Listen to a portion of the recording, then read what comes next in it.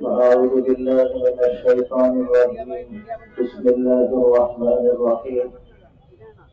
ألم يأن للذين آمنوا أن تخشع قلوبهم لذكر الله صدق الله مولانا العظيم. আজকের এই সমাবেশের সম্মানিত সভাপতি, উপস্থিত দিনদার তৌহিদি জনতা,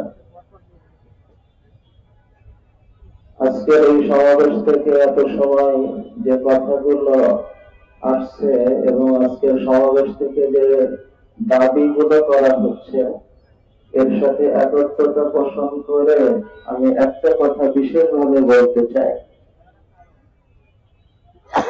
এখনো পর্যন্ত যারা উলামায়ে কেরাম থেকে আলাদা থেকে দাওয়াতের কাজ করে দিন জিন্দা করার স্বপ্ন দেখছে, আল্লাহকে পাওয়ার স্বপ্ন দেখছে, এখনো কি তাদের বুঝার সময় হয় নাই? এখনো কি তাদের ফেরার সময় হয় নাই?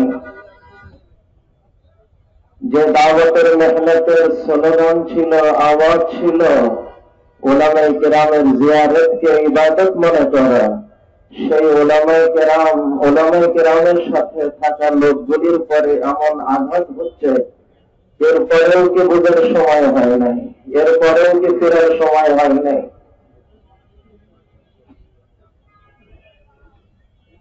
এখনো যারা দূরে থাকা ওই মেহনতের সাথে, তাদেরকে আমি ফিরে আসার আহ্বান জানাইতেছি।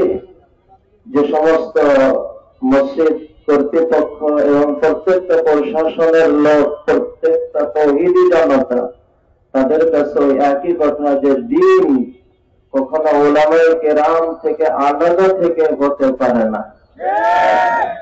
যদি দাওয়াতের মেহনত এটা দিন হয়, তো উলামায়ে কেরাম থেকে আলাদা হয়ে কখনো দিন হতে পারে না। আর যদি দাওয়াতের মেহনত দিন থেকে ভিন্ন একটা সংগঠন বলে, তাহলে যার যা মনে চাই করতে পারে, কিন্তু দিনের নাম নিয়ে এমন কাজ করা, এটা প্রতারণা হয় কিনা এটাও ভাবা। আল্লাহ আমাদেরকে বুঝার ফিরার তৌফিক দান করেন। জনতার আয়োজনে আজকের এই প্রতিবাদ সভা, বিকাল 3টা থেকে পর্যন্ত ধারাবাহিকভাবে নামাজের বিরতি সহ আমাদের আলোচক বৃন্দ অত্যন্ত গুরুত্বপূর্ণ কথা বলেছেন, দাবি তুলেছেন এবং 7 গ্রুপের মুখোশ উন্মোচন করেছে। কথা ঠিক কিনা? এই কথাগুলো মনে রাখতে হবে। আজকে যারা আপনারা এখানে এসেছেন, এই কথাগুলো যারা আসে নাই তাদেরকে পৌঁছাতে হবে। সবাই রাজি আছেন তো? কারণ অনেক সাধারণ মানুষ তারা না জানার কারণে তাদের পিছু করছে। আজকে এখান থেকে গিয়ে তাদের কানে এই কথাগুলো বলতে হবে। কারণ যারা সন্ত্রাসী, যারা মুসলমানকে হত্যা করে, আর তারা বলে আমরা দিনের মেহনত করি, দুইটার মধ্যে কোন সম্পর্ক আছে? কোন সম্পর্ক নাই। এই জন্য তারা প্রকৃতপক্ষে ভুল করছে। তাদের যে নেতা সাদ সাহেব, সে তার যে অনুসারীরা তারা যে কাজকর্ম যেভাবে করতেছে, তারা সন্ত্রাসের লালন পালন করছে। এবং আমি মনে করি যদি সত্যিকার অর্থে সাদ সাহেব সঠিক পথে থাকতো, তাহলে তার অনুসারীরাও সঠিক পথে থাকতো। আজকে সাদ সাহেব বেঠিক পথে, অন্যায় পথে, ইসলামের বিরুদ্ধ পথে লালন পালন করছে। এই জন্য তার অনুসারীরাও অন্যায় ভাবে তারা দিনের নামে তারা এই পথকে, তারা সন্ত্রাসের পথকে তারা বেছে নিয়েছে।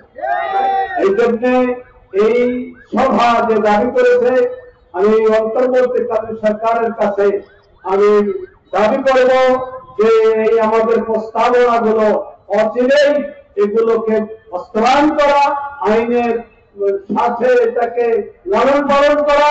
2 নম্বর, যদি এটা আমাদের যদি বাস্তবায়ন না হয়, তাহলে এই তৌহিদি জনতা আবার নতুন করে আবার তারা এটা নতুন কর্মসূচি এবং কঠিন কর্মসূচি তারা হাতে নিতে বাধ্য হবে, কথা ঠিক কিনা? যদি তারা আপনারা এটাকে বাস্তবায়ন আমাদের প্রস্তাবনাকে বাস্তবায়ন না করেন, তাহলে সরকার না করে, তাহলে আমরা আবার এই ভৈরব চত্বরে আপনাদের ডাকলে আপনারা সবাই আসবেন ইনশাআল্লাহ। আমরা আল্লাহ পাকের কাছে রহমত কামনা করি, আর আল্লাহ পাকের কাছে লোকাল প্রশাসনের কাছেও আমরা আবেদন রাখবো, দাবি রাখবো যে আমাদের এই যে অর্থাৎ প্রস্তাবনাগুলো যেন তহসিলেই এই সমস্ত সন্ত্রাসীদের জন্য প্রয়োগ করা হয় এবং এটা বাস্তবায়ন করা হয়।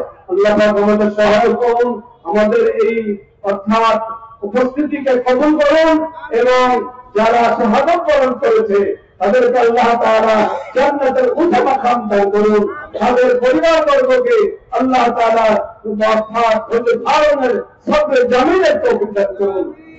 সাল্লাল্লাহু আলা মুহাম্মদ ওয়া আলা আলি মুহাম্মদ সাল্লাল্লাহু আলাইহি ওয়া আলা আলিহি ওয়া আসহাবিহি আজমাইন। আল্লাহুম্মা